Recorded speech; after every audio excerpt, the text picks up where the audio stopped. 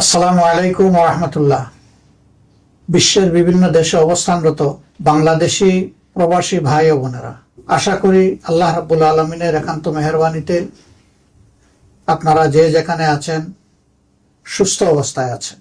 আমি বাংলাদেশ জামাত ইসলামীর পক্ষ থেকে এবং আমার নিজের তরফ থেকে আপনাদের সকলের শারীরিক মানসিক সুস্থতা কামনা করছি এবং দোয়া করছি আল্লাহ তাআলা যে যেখানে আছেন সেখানে যেন সবাইকে নিরাপদে সম্মানের সাথেই রাখেন। বাংলাদেশ আমাদের প্রিয় জন্মভূমি।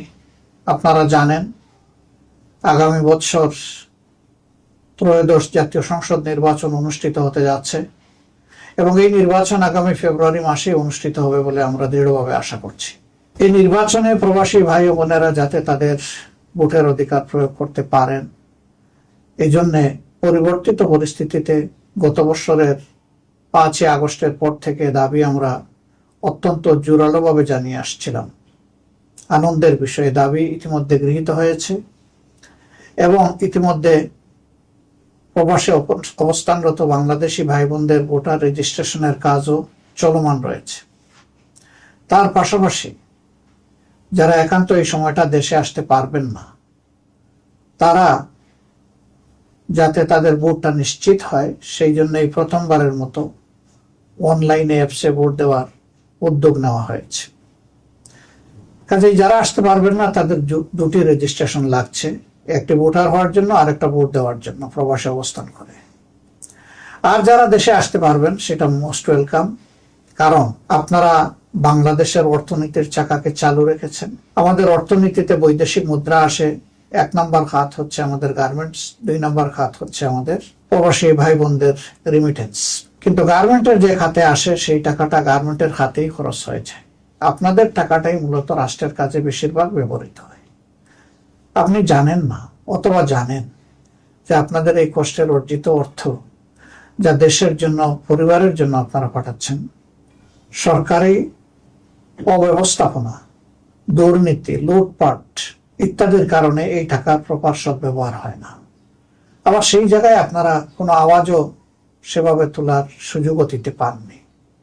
এবার ভোটার হওয়ার কারণে আপনাদের হাতে যে অস্ত্র এসেছে এটাকে প্রয়োগ করার মাধ্যমে আগামীতে এমন একটি সরকার ব্যবস্থাপনা গড়ে তোলার ক্ষেত্রে আপনারা গুরুত্বপূর্ণ অবদান রাখবেন বলে আমরা বিশ্বাস করি।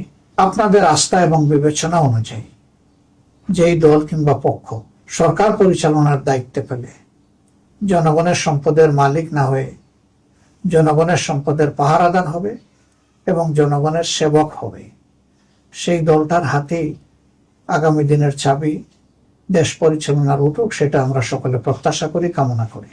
বাংলাদেশ জামাত ইসলামী আপনাদের সকলের ভোটের অধিকারের প্রতি দারুণ শ্রদ্ধাশীল। এই জন্যে রিমিটেন্স যোদ্ধাদের সর্ববৃহৎ অথবা সবচেয়ে গুরুত্বপূর্ণ এই অধিকারটি তাদের হাতে তুলে দেওয়ার জন্য ছিল আমাদের লড়াই। এই লড়াই তখনই সার্থকতা পাবে যখন আপনারা ব্যাপক হারে ভোটে অংশগ্রহণ করবেন। আপনি অবশ্যই আপনার পছন্দের দল এবং প্রার্থীকে নির্বাচিত করবেন, এক্ষেত্রে আপনার পূর্ণ স্বাধীনতা রয়েছে। আমরা আশা করব অতীতের অভিজ্ঞতা, চলমান অবস্থা সামনে রেখে ভবিষ্যতে কার হাতে দেশের দায়িত্ব তুলে দিলে আপনাদের আশা আকাঙ্ক্ষার প্রতিফলন হবে, দেশে থাকা আপনাদের আপনজন প্রিয়জন স্বস্তি পাবে, একটি দুর্নীতিমুক্ত, চাঁদাবাজ মুক্ত, দখলদার মুক্ত, মানবিক একটি সমাজ প্রতিষ্ঠিত হবে। বৈষম্যহীন সেই মানবিক সমাজ প্রতিষ্ঠার লড়াই আমরা চালিয়ে যাচ্ছি। এই লড়াইয়ে আপনাদের সকলের দোয়া, ভালোবাসা, সমর্থন আমরা প্রত্যাশা করি। আপনারা ভালো থাকবেন। আল্লাহ তাআলা আপনাদেরকে, আপনাদের পরিবারের সকলকে, আপনাদের বন্ধু বান্ধবকে সুস্থ রাখুন, ভালো রাখুন। প্রিয় দেশের জন্য দোয়া প্রত্যাশা করে আজকের মতো বিদায় নিচ্ছি। আসসালামু আলাইকুম ওয়া রাহমাতুল্লাহি ওয়া বারাকাতুহু।